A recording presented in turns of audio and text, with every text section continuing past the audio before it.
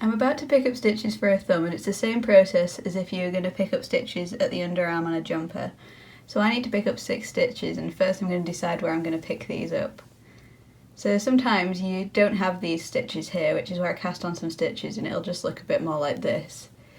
But it's still the same process. You're basically looking along this edge and deciding where you're going to pick the stitches up, and you're looking for 2 decent looking bars together that you can stick the needle under and pick up a stitch.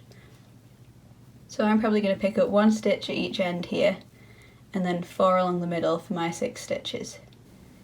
Now you don't have to be too precise with where you pick the stitches up from, because you'll probably end up with some holes anyway, and you can just fix these at the end when you weave in the ends. So I'm going to pick up my first stitch just here in this gap, and I'm going to take my yarn, wrap it around my needle, and then bring my needle back to the front.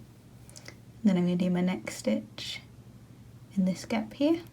So I'm just going under a couple of bars,